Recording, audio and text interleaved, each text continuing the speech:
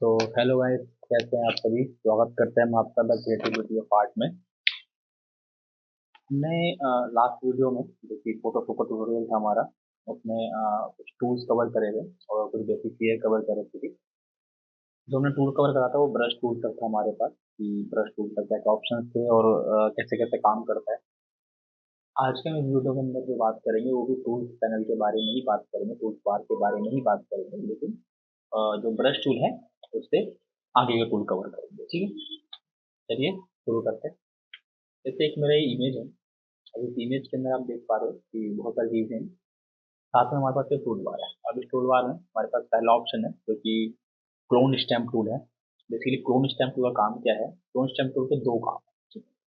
जैसे कि अगर मैं बात करूँ, जैसे ये पर्सन है या कुछ भी ऐसा कोई, जैसे एग्जाम्पल फॉर ये टेक्स्ट है, मुझे इस टेक्स्ट को डुप्लीकेट करना है, यहाँ पे शो करना है, लगाना है, तो मैं अल्ट से इस टेक्स्ट का रिसोर्स लूँगा और पेस्ट कर दूँगा।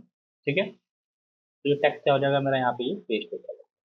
सेम चीज, लेकिन अगर मान के चलिए मुझे यहाँ पे किसी चीज को हटाना है, जैसे फ्रॉम इस टेक्स्ट को ही हटाना है वैसे, तो अल्ट से फिर से मैं ये जो बैकग्राउंड है, जो यहाँ पे मिट्टी है जो पार्क की, इस मिट्टी का ही मैं क्या करूँगा, अल्ट से रिसोर्स दे दूँगा। ठीक है, और उसके बाद मैं इसको जो है यहाँ से देख सकते हो आप, इरेज कर दूंगा। हाँ, तो मैं इसको अल्ट से जितना भी स्पेस है इरेज हो जाएगा। ठीक है,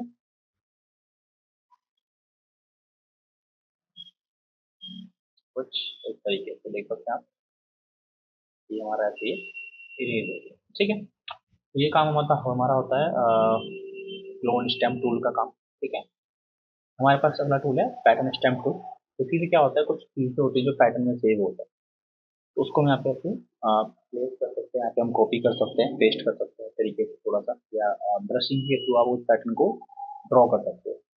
अब कोई ऑब्जेक्ट हम पैटर्न के अंदर कैसे सेव करें, अगर हम इसकी बात करते हैं, फॉर एग्जाम्पल जैसे कि अगर ये एक ऑब्जेक्ट है मेरे पास या एक इमेज है, इसको पैटर्न में सेव करना है वहाँ पे, तो हम जब यहाँ पे जाएंगे एडिट के अंदर, तो डिफाइन पैटर्न करके ऑप्शन है, आप इसको सेव कर सकते हैं, नाम दे सकते हैं, और वो पैटर्न हो आपका सेव हो जाएगा और यहाँ पे आपको वो देखने को मिल जाएगा। यहाँ से आप मोड भी चेंज कर सकते हैं पैटर्न का। ठीक है गाइस, चलिए।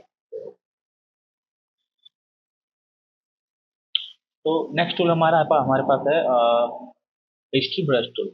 हिस्ट्री ब्रश टूल काम क्या है, जैसे कि जो भी मैंने यूज इसके ऊपर कर रखा है, जो भी मैंने इसमें चेंजेस करा है, उसको मेरे को अगर पहले ऐसा करना तो मैं हिस्ट्री ब्रश उसको रिमूव कर दूंगा। ठीक है, इस तरीके इरेजर कैसा काम करता है, लेकिन इरेजर कौन सा, जो कि हमारा हिस्ट्री को इरेज करे। ठीक है, इसका एक पैनल भी आता है, जो कि आप विंडो में जाओगे तो यहाँ पे हिस्ट्री पैनल के नाम से आपको देखने को मिल जाएगा। यहाँ पे हिस्ट्री पैनल है हमारे पास। हिस्ट्री पैनल के अंदर आप जो भी एक्शन अपने इमेजेस पे करोगे वो आपको यहाँ पे देखने को मिलेगा। ठीक है, तो सर हमारे पास है हिस्ट्री आर्ट प्लस। बेसिकली इसका काम क्या है, जैसे कि अगर कोई इमेज है, आर्ट से आर्ट में कन्वर्ट करना है या फिर ऐसे ब्रशेस में कन्वर्ट करना है, उसके लिए हम इसका यूज करते हैं। इसका हम थोड़ा सा ब्रश का साइज बढ़ाते हैं, इस तरीके से आप देखते जैसे ऑयल पेंट होता है ना हमारे पास, ऑयल पेंट के अंदर भी इस तरीके से ही ये हल्की सी पेंटिंग टाइप करता है। ठीक है, कुछ यहाँ पे देख पा रहे हो कुछ चीज चेंजेस। इसको बैक करना तो हम हिस्ट्री ब्रश का यूज कर लेते हैं और इसको हम बैक कर देते हैं, ये यहाँ पे ऐसे बैक हो जाएगा। ठीक है, नेक्स्ट टूल की बात करें तो नेक्स्ट टूल हमारे पास है इरेजर। इरेजर के अंदर भी तीन टाइप्स होते हैं। जैसे अगर मैं नॉर्मल इरेजर की बात करूँ तो क्या अभी तो सिर्फ ये से इरेज कर रहा है, यहाँ पे देख रहे हो हल्का से ब्लर छोड़ रहा है, ब्लर कर रहा है साइड साइड, आप इसको इरेज कर सकते हो। सेकंड टूल हमारे पास है बैकग्राउंड इरेजर। तो आप बैकग्राउंड इरेज करोगे तो ये नॉर्मल इस तरीके से इरेज करेगा, इसमें और इसमें आपको डिफरेंस देखने को मिल रहा होगा। एक और टूल हमारे पास जिसका नाम है magic eraser tool. Magic eraser tool कैसे काम करता है, आप जैसे ये बैकग्राउंड देख रहे हो, मैं थोड़ा सा इसको कंट्रोल जीरो करता हूँ, फिट साइज। अब इसमें क्या है, ये बैकग्राउंड मैजिकल इरेजर टूल है, मैजिक इरेजर टूल को मैंने क्लिक करा तो जो भी सेम कलर होंगे वो उसको इरेज कर देगा ऑटोमेटिकली। ठीक है, तो इस तरीके से ये देखिए, ये देखिए। ठीक है, ये से चेंज हो जाएगा। ठीक, आगे बढ़ते हमारे पास क्या है, ग्रेडियंट टूल है और बकेट। ग्रेडियंट टूल की बात करते हैं तो जैसे कि कोई भी ऑब्जेक्ट के अंदर मुझे ग्रेडियंट फिल करना है तो मैं ग्रेडियंट फिल कर सकता हूँ। ग्रेडियंट फिल के भी टाइप्स होते हैं, ऊपर देख सकते हैं आप, लाइन वाइज कर सकते हो इस तरीके से, या सर्कल वाइज कर सकते हो इस तरीके से। नॉर्मल डायमंड शेप्स हो जाएगा आपके पास, इस तरीके से बॉडी को वर्टिकली हो जाएगा, नॉर्मल बॉक्सेस टाइप हो जाएंगे, अलग अलग टाइप के हमारे पास ग्रेडियंट टूल। इनके अंदर आप चेंजेस कर सकते हो, ऐड कर सकते हो कलर, जैसे मेरे को ऐड करना है तो यहाँ पे डबल टैप करूँगा, यहाँ पे ग्रेडियंट में ऐड हो जाएगा। यहाँ पे बने बनाए ग्रेडियंट की शेप मिल जाएगा। और अगर यहाँ से नहीं करना तब यहाँ पे डबल टैप कर लो और इस तरीके का ग्रेडियंट एक ऑन हो जाएगा। ठीक है, यहाँ पे जाइए ग्रेडियंट टूल का ऑप्शन लगा, ग्रेडियंट ओवरले, जो भी ग्रेडियंट बनाना आप यहाँ से बना सकते हो। कलर ऐड करिए, जो भी कलर ऐड करना है कुछ इस प्रकार से। ठीक है, और यहाँ पे आपको ऐड करना कलर तरीके से ऑरेंज टाइप है, जो भी मतलब जैसा बनाना है बना सकते हो, इसलिए कोई दिक्कत नहीं है। ठीक है, ऐड करा, बन गया हमारे पास। ठीक है, इसके साइजेस वगैरह आपको डाउन अप करना है, थोड़ा सा रेजिस्टेंस बढ़ानी है, या फिर इस तरीके से शैडो करना है, नॉर्मल करना है, मोस्ट है, एंगल चेंज करना है ग्रेडियंट का, वो सारी चीज़ें आप यहाँ पे कर सकते हैं।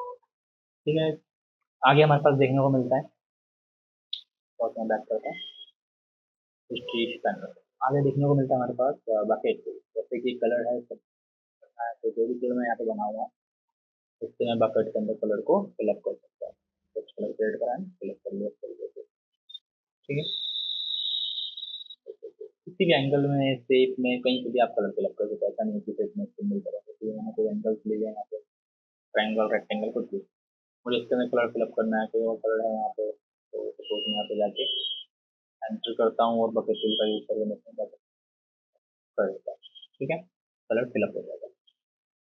तो यहाँ तक तो आपको समझ आई होगा। आगे बढ़ते हैं, नेक्स्ट टूल हमारे पास है ब्लर टूल। ब्लर टूल कैसे काम करता है, नॉर्मली आप कर सकते हो, किसी इमेज वगैरह पर रखना करिए। आपको ऑप्शन समझ में आ रहा हो ब्लर टूल कैसे काम करता है। अगर आपको चेंजेस नहीं देखने को मिलता है तो मैं आपको दिखाता हूँ चेंजेस। ये नॉर्मल इमेज है हमारा, और ये उसकी बैक करता हूँ मैं इसका कुछ इस तरीके से, डिफरेंस देख रहे होंगे आप। और ब्लर यूज करें कुछ इस तरीके से। अगर पूरे इमेज को ही ब्लर करना है तो हम क्या करते हैं, आप फिल्टर पे जाइए, फिल्टर पे आपको ब्लर देखने को मिल जाएगा, ब्लर के अंदर गोल्डन ब्लर मिल जाता है, और यहाँ पे आप इसको ब्लर कर सकते हैं, इसमें आपको करना। ठीक है, ब्लर आपका हो जाएगा कुछ इस तरीके से। अभी बहुत माइनर ब्लर हुआ है, देख सकते हैं आप, ये देखिए आ गए, है ना, ये देखिए। ठीक है, आगे हमारे पास टूल है शार्पन टूल। शार्पन टूल कैसे काम करता है, इधर उधर ओरिजिन फेस फेस है, यहाँ पर अगर शार्प करना है अगर इमेज को, तो आप शार्प कर सकते हैं। शार्प कैसे काम करता है ये देख सकते हैं आप, मैंने कहा शार्प यूज करा है। ठीक है, और यहाँ पे देखिए मोड ऑटोमेटिक चेंजेस होता हुआ दिख रहा होगा आपको। ये देखिए इमेज के अंदर चेंजेस हो रहा है। तो फिर से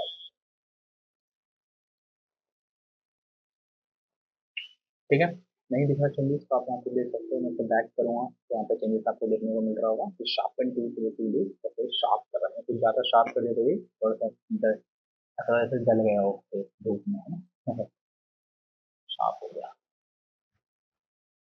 नेक्स्ट हमारे पास मर्ज टूल, या शेप को या कलर को मिक्सअप करता है। ठीक है, मिक्सअप के काम आता है, कलर वगैरह आप बहुत अच्छे से मिक्स कर सकते हैं व्हाइट बैकग्राउंड के ऊपर। नेक्स्ट टूल हमारे पास है डॉग टूल। डॉग टूल क्या करता है, जैसे कि अगर कहीं ब्राइटनेस आपको चाहिए, या फिर जैसे किसी के फेस को थोड़ा सा व्हाइट करना है, कलर ग्रेडियंट करना उसके फेस में, डॉग टूल से कर सकते हैं। ठीक है, ये डॉग टूल आपका इस तरीके से यूज हो जाएगा।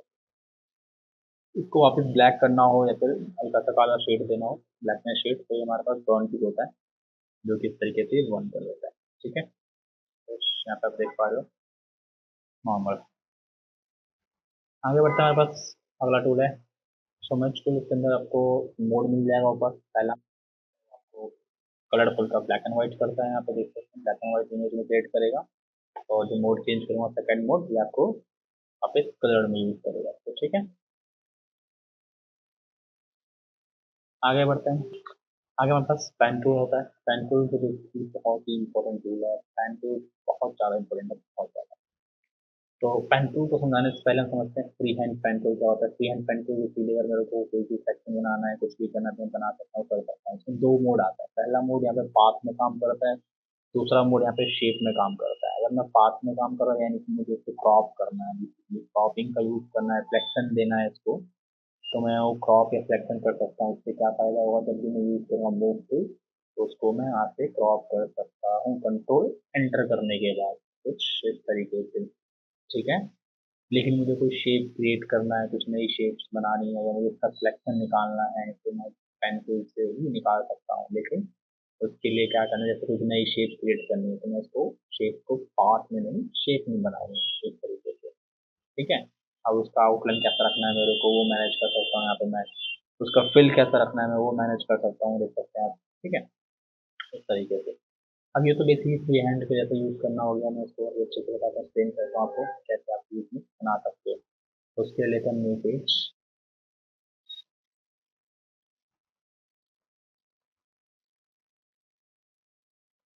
ठीक है, तो न्यू पेज लेने के बाद हम आगे बढ़ते हैं। पेन टूल, जैसे कि कोई भी शेप क्रिएट करते हैं इस तरीके से। यहाँ पे देखो ये पॉइंट देख रहे हो, मैंने पॉइंट कैसे ऐड करा है नॉर्मली इस तरीके से आप एडिट कर सकते हो, बना सकते हो, दिखा सकते हो।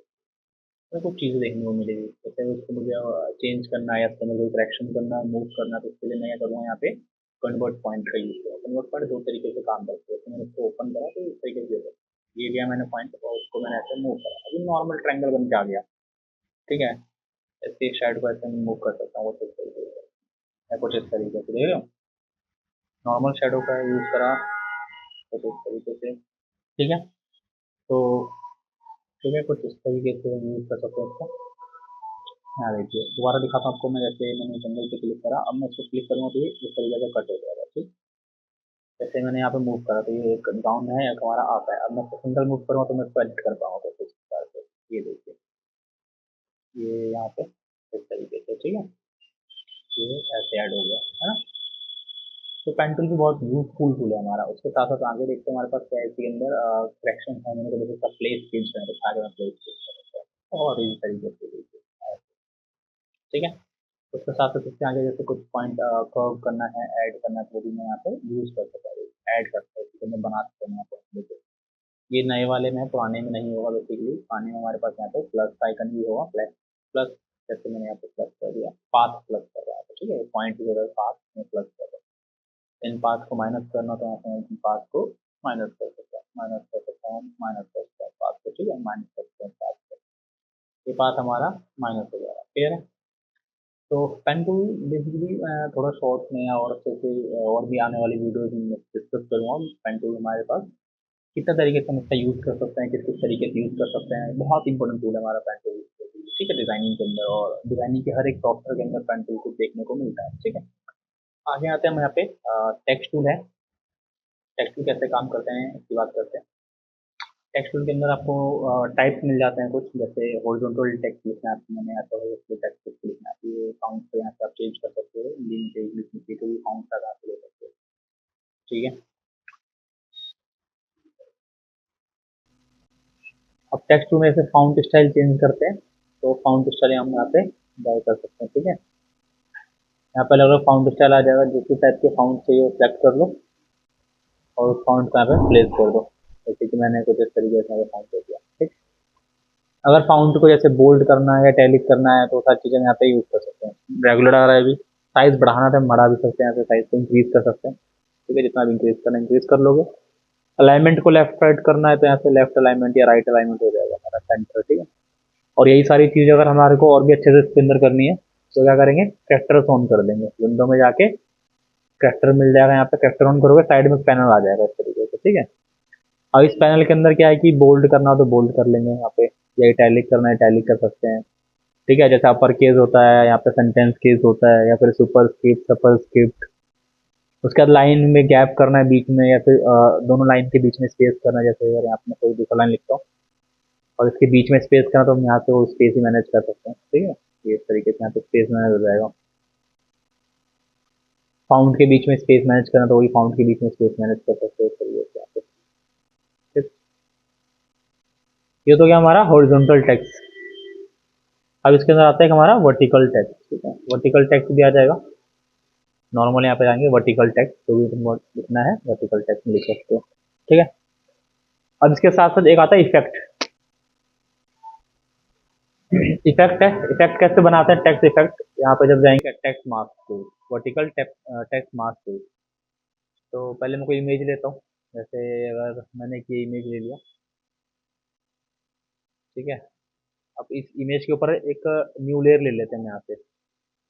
न्यू लेयर ले लिया और इस न्यू लेयर को ब्लैक या कोई भी कलर फिल कर देते हैं। जैसे मैं ब्लैक कलर फिल करता हूँ, कलर फिक्स कर लेता हूँ, ये हमारा जो कलर फिल ब्लैक। ठीक है, उसके बाद फिल हो गया। अब जाते हैं वर्टिकल टाइप मास्क में। ठीक है, यहाँ पे हम वर्टिकल तो कुछ ऊपर से नीचे की तरफ ले सकते हो, और अगर हॉरिजॉन्टल लेना हो तो इस तरीके से यहाँ पे हॉरिजॉन्टल ले सकते हो। मैं भी हॉरिजॉन्टल टेक्स्ट बना रहा हूँ। ठीक है, पहले दोनों को हटाते हैं। तो हॉरिजॉन्टल टेक्स्ट लिखते हैं। ठीक है, तो थोड़ा साइज बड़ा कर लेते हैं टेक्स्ट का। पहले इसको हटा देते हैं, ये हमारे पास आ रहा है इस तरीके से। तो बैक करते हैं, फिर बैक करते हैं। ठीक है, यहाँ पर लिख देते हैं हॉरिजॉन्टल टेक्स्ट। यहाँ से फाउंट स्टाइल बढ़ा लेते हैं, जितना भी हमारे को चाहिए फाउंट स्टाइल हम लिख लेते हैं। इसके अंदर 700 जो भी पेज के ऊपर डिपेंड करता है। और यहाँ पे कुछ भी लिख देता हूँ, जैसे मैंने लिख दिया अपना नाम। ठीक है, फाउंट चेंज करता है यहाँ पे।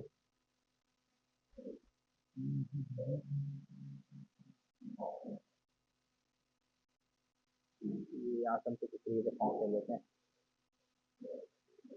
ठीक, उसको चाहे तो और बड़ा करना तो और भी बड़ा कर लो अपने हिसाब से। जैसे इसको मूव टूल लोगे ना, यहाँ पे सिलेक्शन बन के आ जाएगा। ठीक है, अब इस सिलेक्शन क्या करते हैं हम लोग, डिलीट कर देते हैं। इससे क्या होगा, ये जो मास्क बन जाएगा इस तरीके से इमेज ना, देखो इसको बड़ा करोगे यहाँ पे इस तरीके से बड़ा कर सकते हैं। इसको थोड़ा सा साइज सेट कर लो। क्या होगा, इस टेक्स्ट के पीछे वो पिक्चर शो कर रहा है हमारा, क्योंकि मास्किंग हो रखा है ना, मास्क हो रखा है। इसने इसको क्रॉप कर दिया एक तरीके से। ठीक है, उसके बाद नेक्स्ट टूल समझते हैं। नेक्स्ट टूल हमारे पास हो गया पाथ टूल। पाथ टूल कैसे काम करता है, यहाँ पे दो टूल है, एक पाथ है और एक डायरेक्ट सिलेक्शन टूल है। ठीक है, पाथ टूल जैसे कि अगर मैं अलग अलग शेप्स बनाता हूँ यहाँ पे, तो उन शेप को ये सेलेक्ट कर सकता है नॉर्मल पाथ टूल जाके। ठीक है, इनके पाथ को सेलेक्ट कर लेगा। ठीक है, और नए वाले फोटोशॉप के अंदर क्या होता है कि इसके पाथ को अगर तुम्हें को रोटेशन देनी है थोड़ी सी, तो इस तरीके से रोटेशन भी दे सकता है। ठीक, अब इसके अंदर एक और टूल आता है जिसका नाम होता है डायरेक्ट सिलेक्शन टूल। जैसे मैं इसके पॉइंट पे सेलेक्ट करा और इसको इस तरीके से मैं डायरेक्टली मूव करके एडिट कर सकता हूँ। ठीक है, ये हो गया हमारा डायरेक्ट सिलेक्शन टूल। उसके साथ साथ हमारे पास क्या है, शेप टूल है, और शेप के अंदर रेक्टेंगल है, उसका ट्रायंगल है, पॉलीगन है, स्टार है, लाइन है, कस्टम है। तो अलग अलग शेप है जिसको आप ड्रॉ कर सकते हो। ठीक है, जो शेप चाहिए उसको ड्रॉ करो इजीली। ठीक, ये तो पता ही होगा। हैंड टूल है, हैंड टूल से क्या होता है, इमेज को मूव करना लेफ्ट राइट सेंटर किसी तरीके से भी इमेज हमारा मूव हो जाएगा हैंड टूल। हैंड टूल में अगर हमारे पास रोटेशन टूल आता है, रोटेशन टूल क्या करता है, इमेज को रोटेट करता है। ठीक, रोटेशन कर सकते हो आप इस तरीके से। उसके बाद जूम टूल है। अब जूम टूल में क्या है, यहाँ से हम जूम इन जूम आउट कर सकते हैं, या कंट्रोल प्लस कंट्रोल माइनस से भी जूम इन जूम आउट कर सकते हैं। नहीं तो क्या है, कंट्रोल के करो, और कंट्रोल के करने के बाद अपने फोटोशॉप के अंदर चेंजेस कर दो। चेंजेस कैसे करोगे, देखो कंट्रोल के खुलेगा सिस्टम, ये रहा, टूल्स के अंदर आ जाता है। ठीक है, जूम विद स्क्रॉल बार पुराने वाले में जनरल के अंदर ही आ जाता है। ठीक है, यहाँ पे अगर ये टाइम क्लिक कर देंगे ना जूम विद स्क्रॉल बार, तो क्या हो जाएगा कि स्क्रॉल बार के साथ ही जूम इन जूम आउट होगा हमेशा, चाहे टूल हमने सेलेक्ट कर रखा नहीं कर रखा। जैसे मूव टूल लिखा मैंने तब भी जूम बार हो रहा है, मैंने इरेजर लिखा तब भी जूम इन जूम आउट हो रखा है। ठीक है, तो जूम टूल हो गया। उसके बाद हमारे पास क्या कलर्स है। कलर्स के अंदर क्या है, एक होता है हमारा बैकग्राउंड कलर, और एक हमारा होता है फोरग्राउंड कलर। ठीक है, जैसे मैंने यहाँ पे सेट फोरग्राउंड कलर कर रखा है, तो मैंने रेड कर दिया इसके अंदर, और बकेट से मैं फिल कर सकता हूँ। तो बकेट ले लिया, मैं सर्कल वगैरह के अंदर इजीली फिल कर सकता हूँ। इसके लिए हमारे पास बैकग्राउंड कलर है। बैकग्राउंड कलर के अंदर भी अगर मैं स्विच करता हूँ, कलर स्विच हो जाएगा हमारा। ठीक है, ओके करूँगा, और इस कलर को मैं फिल कर सकता हूँ इसके अंदर। उसके बाद मास्किंग टूल ऑन हो गया। नॉर्मल आप किसी भी शेप वगैरह मास्किंग लगा सकते हो, जो कि आप यहाँ से भी कर सकते हो। ठीक, ये हमारा मास्किंग ऑन हो जाएगा। साइज फुल स्क्रीन देखना है, हाफ स्क्रीन पे देखना है, बहुत सारी चीज़ें साइज में बना के देख सकते हैं इस तरीके से। कभी अगर ऐसा हो जाए तो इसको F5 करो। ठीक, क्लियर है। तो अगर आपको वीडियो अच्छी लगी हो तो चैनल को सब्सक्राइब करिए, लाइक करिए और कमेंट करिए। मिलते हैं आपसे अगली वीडियो में। आप सभी का धन्यवाद।